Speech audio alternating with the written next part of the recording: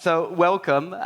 It's really my pleasure as Director General of ACT, I don't think I'll give you the whole name because it's quite long, as you've heard, to sponsor this panel here on European Broadcasters, Challenges and Opportunities. And I'll tell you more about ACT in a second. But I did want to first thank all of our panelists today, some of whom came from very far away, Lisbon, Warsaw. You're not too far away, Tonko, to be with us here today. And as you will see, they represent a very diverse set of actors, and this is very much done on purpose, because today we want to talk about Europe, the role of Europe in the field of broadcasting and VOD, and by that we mean the rules coming out of Europe. And so you might ask, well, wait, isn't this something about content here at NEM? Aren't we here to talk about strategy and et cetera? And yes, we are, but to give you a fuller picture, I think what we wanted to do here was not only raise the awareness about the association and its work, but we wanted to also have experts here who every day toil with the wear and tear of regulation, so as to give you another side of the business, right? Because obviously you have broadcasters and VOD services that are continuously going after the viewer, trying to find the best strategies, trying to please shareholders. But you also have this silent partner in the room at all times, and it's called the government. And the government's not always trying to get you. Sometimes it may be trying to help you, which is why we have challenges and opportunities.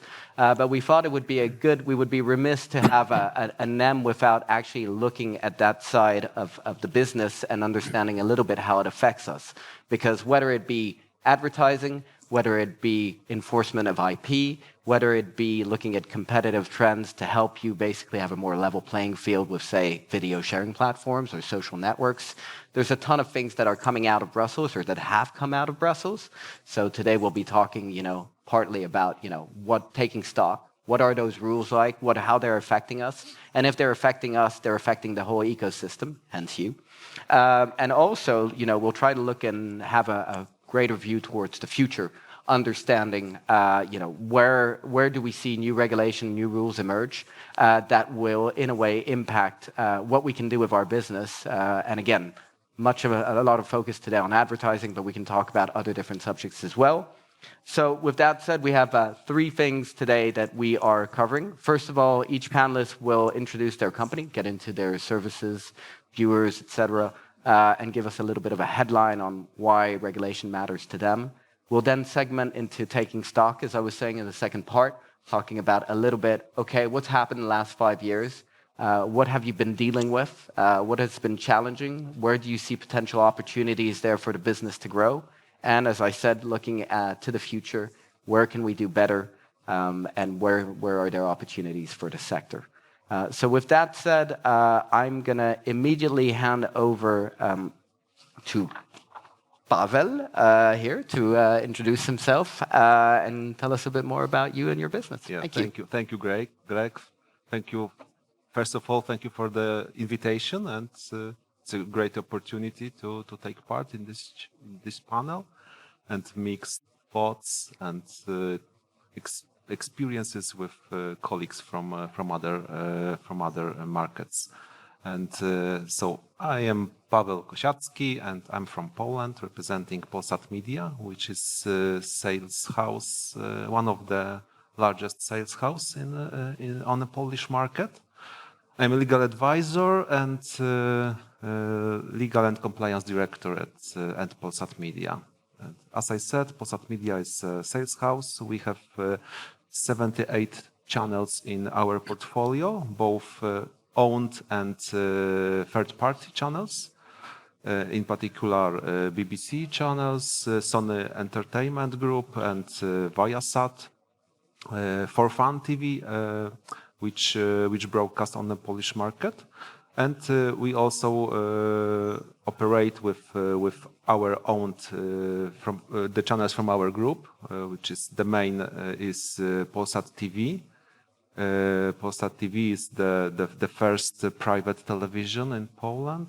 We have had the 30th anniversary last year. Happy birthday! Thank you. And also 28 thematic channels. We are also very active on online solutions, online advertising and in social media with influencers and so on, so on. So we cover all the market and advertising solution from on this market. And we are in the whole group, which is Polsat Plus. And Polsat Plus has also Polsat Box, which is the satellite platform, the biggest in Poland and the fourth in Europe. And the DVD service, Polsat Box Go. We are also very active in the internet with Interia. And the second part of the group is telecommunication, which represent telecommunication provider Plus, which is the leader of the 5G internet in Poland, and Netia, which provides fiber optic solutions for the companies. We altogether we have 8 million contract customers, both B2B and B2C, and deliver more than 20 million services for them. So this is about our group, and what about the last implementations and how they impact in our group. I can say that about the AVMSD implementation, which is that's the Audiovisual Media Services Directive. So sorry, we're getting very technical. Yeah. But, it's basically audiovisual law. So yes. Sorry. So it has a very important impact on our business, in particular in mass carry and mass offer issues, and also in advertising and product placement. Mm-hmm. In product placement, it helps to create new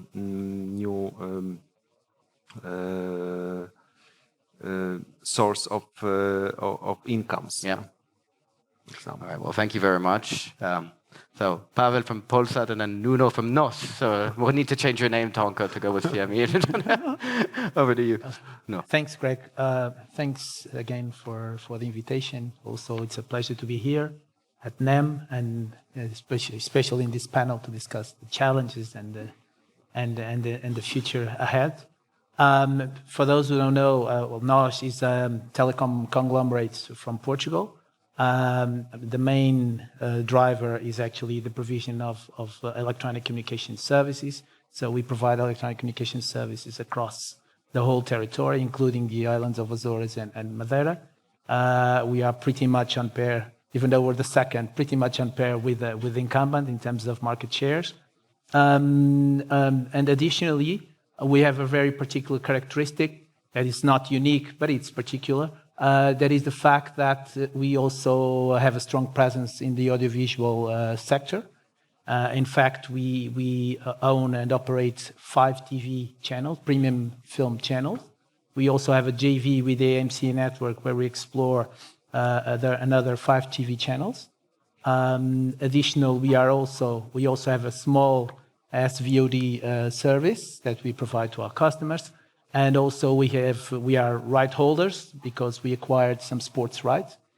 In fact, just a side note that in Portugal, the sports rights management is not centralized in line with the majority of the European leagues. So it's still decentralized, managed by each team. Mm-hmm. It will be centralized in the future, but so far it's the way it is. And so that's why I have some sports rights. Also, we are shareholders of the main sports TV channel in Portugal. And also we have a strong presence in the film distribution. Mm-hmm. So we are distributing for the Portuguese territory the major studios and also independent producers, including Portuguese producers. And finally, we also have a strong presence in the exhibition market. So we own around 60% of the market in terms of cinema theaters.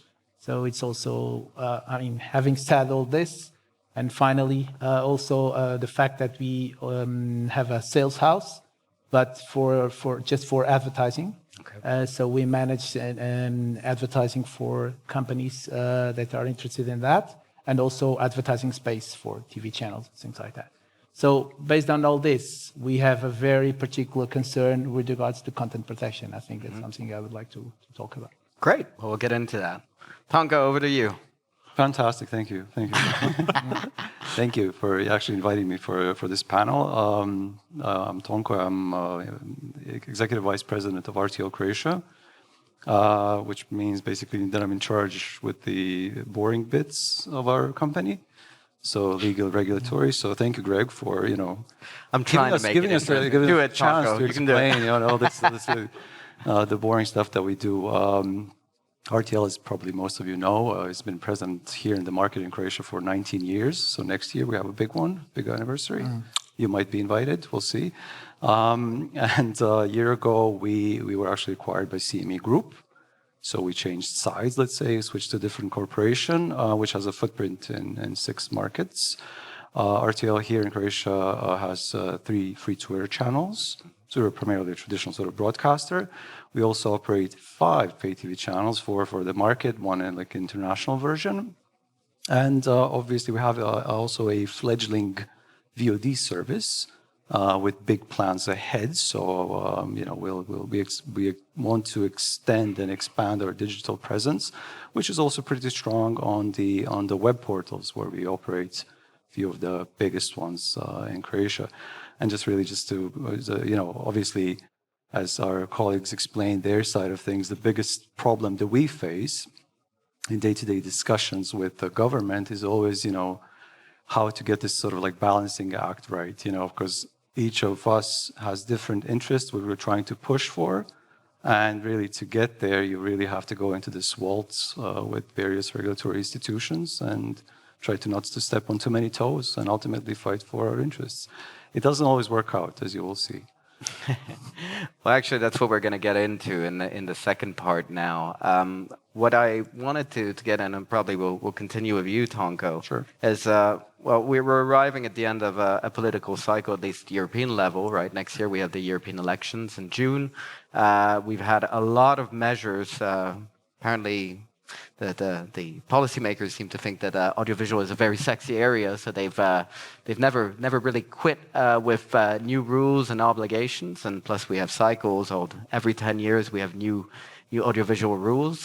So even though that discussion has just ended in terms of transposition, it's already starting again in view of the next ones. And of course, these comprise obligations such as quotas, levies, investment obligations, but also some liberalization measures, perhaps in advertising that we've seen happen, and a whole host of other copyright-related legislation. So maybe, Tonko, you want to touch on a couple of bits where you've been active and taking stock and how you see it. Has it been a challenge, an opportunity in some areas? Is there something to gain that you want to push for? What is the big exactly. point? So this is a good sort of point to take stock, because we just finished in 2021 the implementation of 2 big regulations. One is the already mentioned AVMS directive, so thing regulating our day-to-day business when it comes to broadcasting, and also the copyright directive. And just speaking from the local perspective, it was quite fairly well done, actually, right? When it comes to the actual transposition.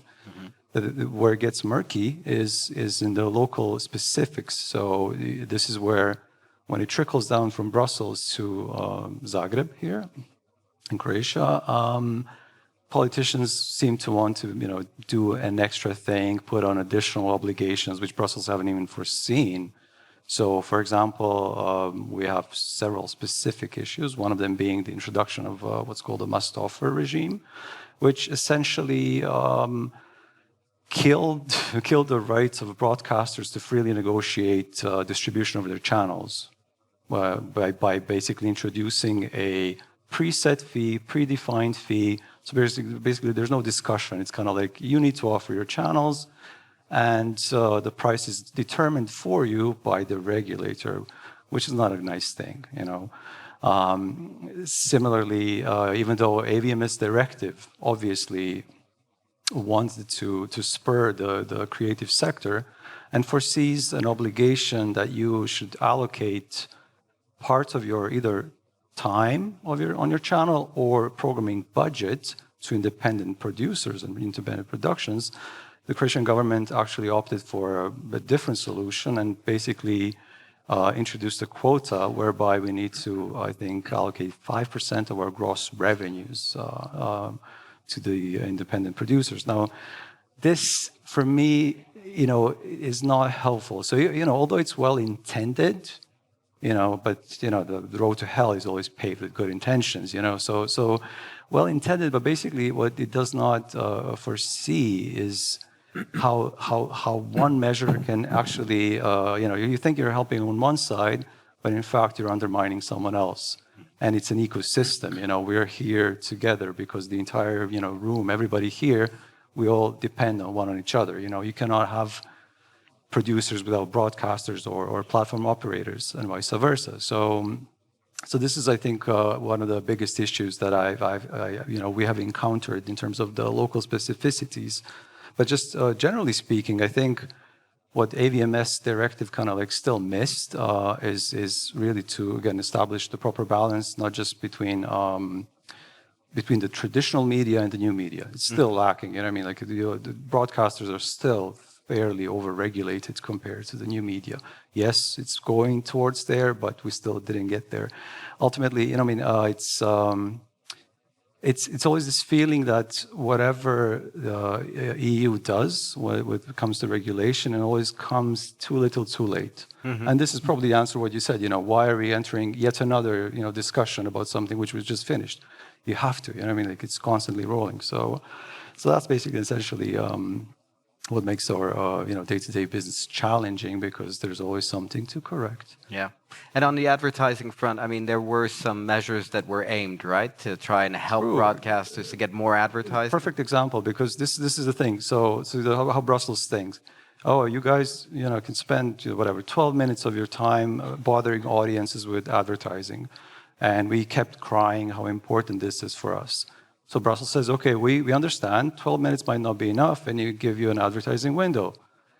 Thinking like, oh, this way you liberate the market, it's going to work for you, you're going to make a ton of money. It doesn't happen. First of all, it only allows certain flexibility in scheduling, but ultimately, you don't want to be, harassing people with 38 minutes of advertising in 1 hour anyways. So it just has a marginal effect. The advertising money is still going elsewhere. It's just a very, very sort of, limited, let's say, positive response from such a measure. Yeah.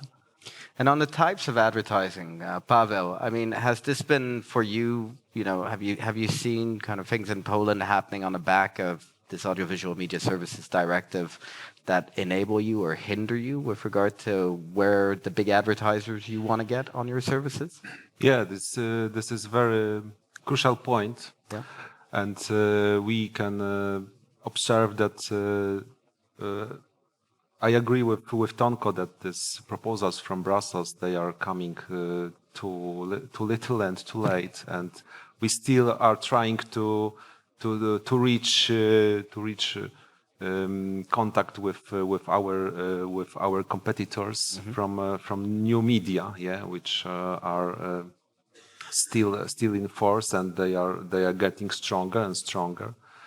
In particular, I'm talking about streaming platforms, which are not as covered by regulations as linear broadcasters, and this is a very important issue, how to solve this problem and make our market more competitive and with fair rules for all players, not only for broadcasters who have to protect minors and care about other obligations, and some other players don't have to. So for example, on certain types of food products, etc., you can't advertise, whereas others can. They can do. This is that's why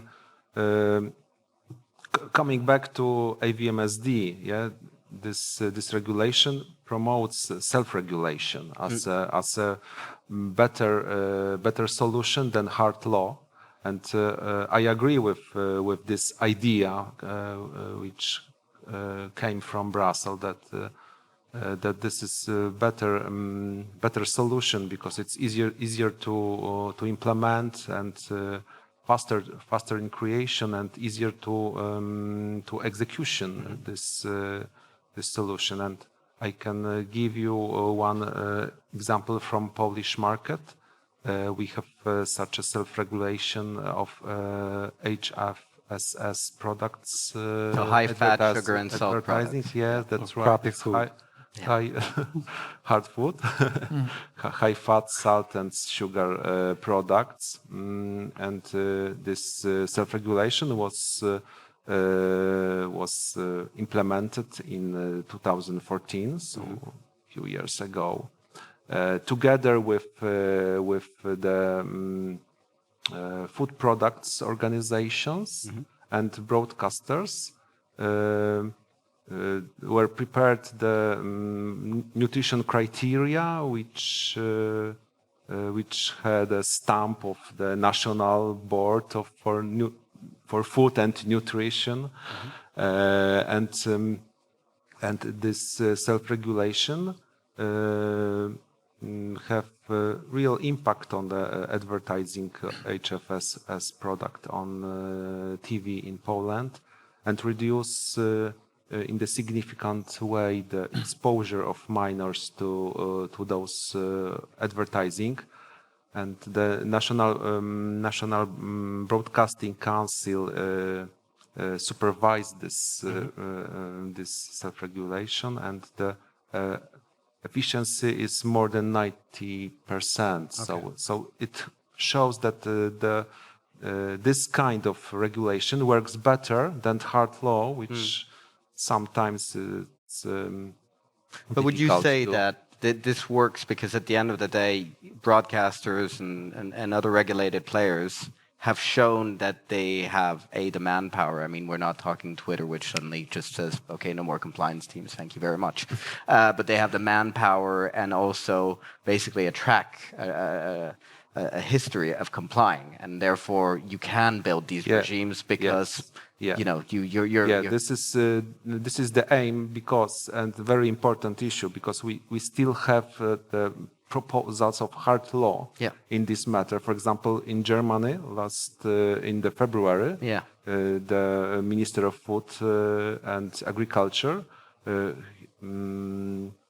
present the position of the hard law with total ban of advertising HFSS product in all media, not only related to children, between 6 a.m. to 11 p.m. So it's such kind of hard law completely will kill the advertising of this product. Well, for the sector. For these guys will just end up going to YouTube and selling that to YouTube, right? That's what would happen eventually. So making the rich richer. That's why we should work further and together with other media to improve such self-regulations and show, for example, not only to the government but also to European Commission that this kind of law works very well, and it's better than hard solution. Absolutely. Nuno, I mean, I think you have some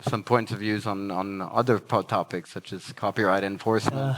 Yes, indeed. Actually, I could also share some of the pain that we suffered during the implementation of the VMS directive in Portugal, especially with regards to Portuguese films quotas in TV channels. When it's a premium film channel, there's a lack of content with regards to the regulation of customers, TV distributors, and the customer T's and C's and things like that. But I won't bother with that. I would like to talk, and I think that's a matter of concern for the whole ecosystem. It's a matter of concern for our company because, as I said, we are present across the whole value chain of the audiovisual realm. So for us, content protection is quite important for us. What we are seeing, actually, a little bit in line with what Tonko and Paweł just said about lagging behind. Here, it's clear that audiovisual piracy is far ahead than the legislator, and we need to get things back on track. In our view, and kind of doing a sort of a balance of the mandate of the Commission, pretty much nothing has been done with regards to audiovisual piracy, except for two documents. So, a European Parliament resolution in 2021 regarding sports live events, and more recently, an European Commission recommendation in order to implement this resolution of the European Parliament, which is okay in the sense that it's soft law, so soft language, but the piracy is there and it's increasing because there are a lot of studies. Every year are released figures about audiovisual piracy. More recently, so VONET, the German Media Association, issued some figures about audiovisual piracy, and the impact on the economy is huge, 1.8 billion euros of annual loss. Additionally, the foregone taxes and social security fees is around 400 million. Yeah. So there's a detrimental impact on the economy, impact on governments, and also impact on consumers in the sense that the piracy raises or increases cyber risks, identity theft, malware, virus, and things, so on and so forth. So, I mean, this is really an issue that should be embraced by all stakeholders. It's for us, in our perspective, it's a common goal and a shared responsibility. So companies, producers, right holders, governments, regulators, public authorities, enforcement authorities, they all should have a share of responsibility in order to fight this global phenomenon.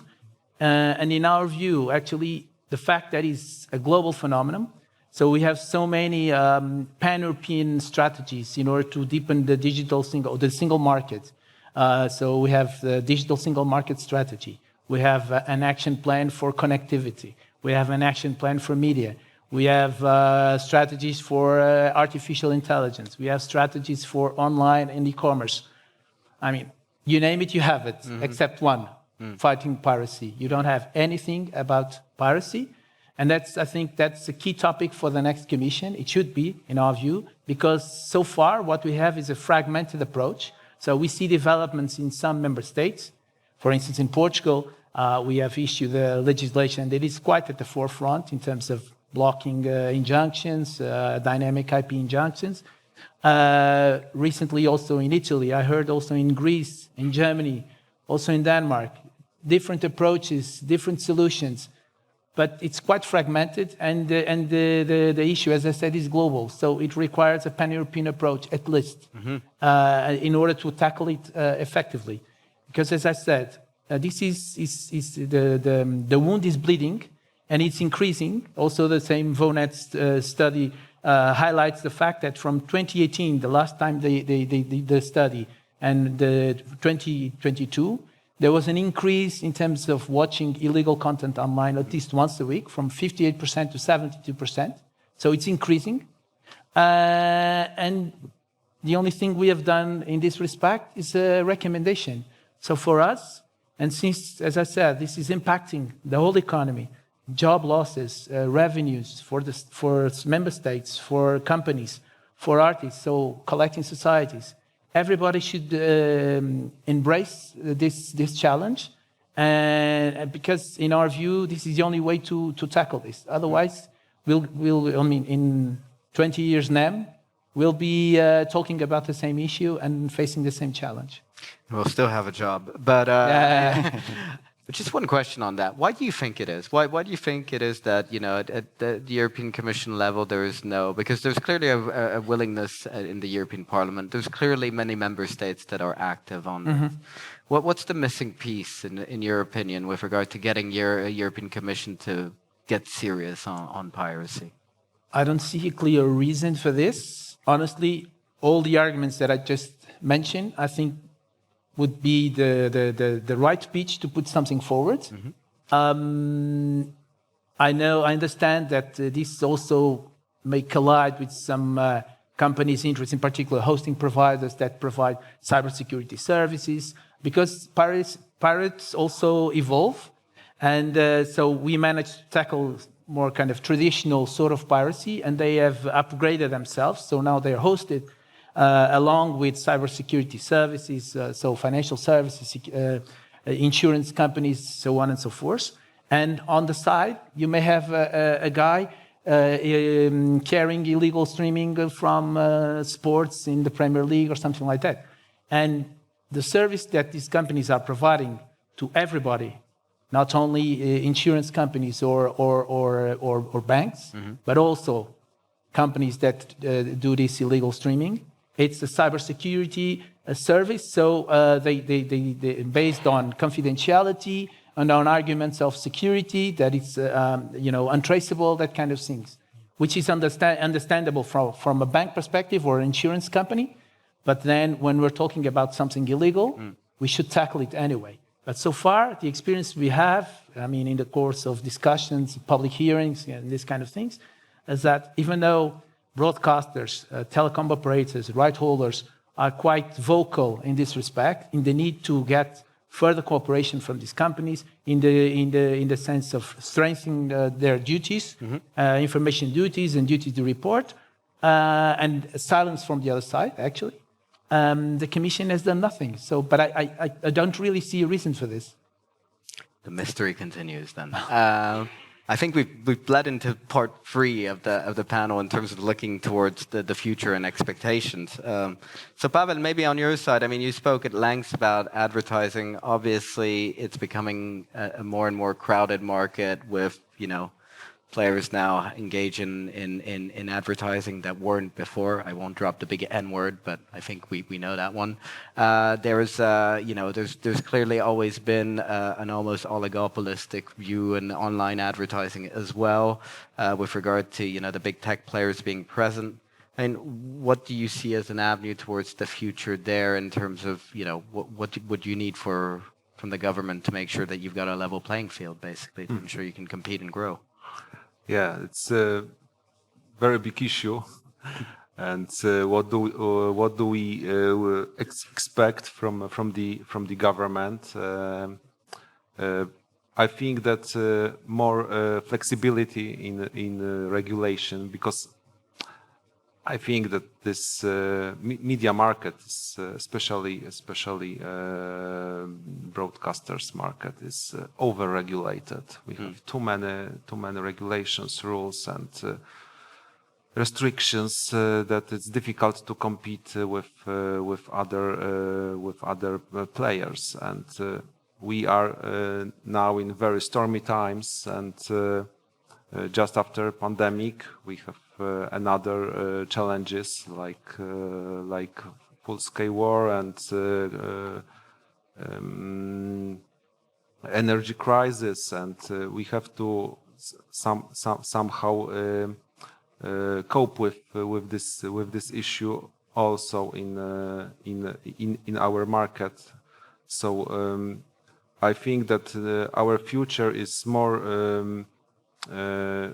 It will be more the fragmentation of the market and digitalization issues, new technologies like fast TV. Yeah, the connected TV is more still more important. So this fast TV, for example, this is a good example because we do not have specific rules for this kind of broadcasting, and there are many questions, legal questions. What is it? Is it streaming or broadcasting, or how to regulate it? Does it need any license or something like that? So many challenges are behind us, and I think that. The government and also European Commission, maybe next, this is the task for the next European Commission, to be more flexible and focused on the problems of this our market. Thank you. Then Tonko, I give you the closing words on that last part. Yeah, okay. I mean, exactly what Paul just said. I think there is a little bit of hope. Let's see, but as already mentioned, what the goal here is really to have the lawmakers, both locally and in Brussels, to understand, when they're coming up with what they think is a solution to avoid, in fact, creating more problems. That basically when they think they'd have to think really wider than just like pinpointing on certain segments and try to really, as I said, do a balancing act to create, a sustainable future for all of us. And I think, in terms of what I was saying earlier, this has already been recognized in Brussels, with the European Commission now coming up with a draft proposal of, we call it EMFA, so it's a European Media Freedom Act, which has a whole section actually devoted on national measures, or rather requirements for a well-functioning market, meaning what do you need that business runs on its own without too much meddling from the governmental side. And in that sense, I mean, it's quite welcoming if the text stays as it's hopefully planned. You would actually have a form of recourse whenever there would be a national measure which would affect any of the audiovisual service media providers in a particular market. And in that way, we could avoid nasty situations like we had recently in some countries, one from Paweł and one from Hungary. And also, in a way, we would minimize the number of these, let's say, questionable and unjustifiable or disproportionate measures that a national lawmaker would actually do. So in that sense, there is a hope. It's a question of how to speed up, Brussels, how to really get them to be on par with what's happening, rather than lagging behind. So yeah. Okay, well, thank you very much. I think we've arrived at 16:30. Did you have something else, Nuno, you wanted to bring in? Just a note, actually, just to add that this piracy issue, it's also a matter of competition in the sense that the same between digital players and standard players, if I can put it this way. It's the same here. So we are actually paying for licenses to get license from the channels. We are paying to regulators. And on the side, in parallel, you have these professional structures with customer support, call centers, and broadcasting or streaming 1,000 channels or even more, and paying nothing to tax authorities, to licensors, to everybody. So in the end, it's also a matter of level playing field, but even worse, it's also a criminal issue. Of course. Well, what I find interesting with all your issues, that you're all coming from very different directions in different places and different markets. But what I note is that at the end of the day, it's about how do we find a legal framework that allows you to reinvest in content, right? Whether it's advertising, et cetera. Because at the end of the day, if you look at commercial broadcasters and their VOD services, it's more than 50%, right? It's 25 billion a year at European level, if not more. If you add sports, it's probably around 35 billion. So there's a lot of money being reinvested into the chain, and what you're describing is either money leaving and going towards VSP or social networks that don't reinvest as much into the content, and therefore in the beautiful productions that people have seen here today. I've yet to see a feature film by Facebook, but who knows, one day. And same on the piracy front, where we're talking about, smaller criminal organizations that often use this to launder money and other. From the studies that I mentioned, it's clear there is a shortfall on investment in the audiovisual industry and film industry because it's going somewhere else, and a piece of the pie of the revenues it's not being shared with the right holders and the relevant players. Well, so I see lots of challenges, maybe an opportunity there with the MFA. We'll see. But if there are no questions, I don't see anybody in the room. Okay, I think we'll call it a day then. Thank you so much, gentlemen. Appreciate everyone. Thank you. Thank you very much.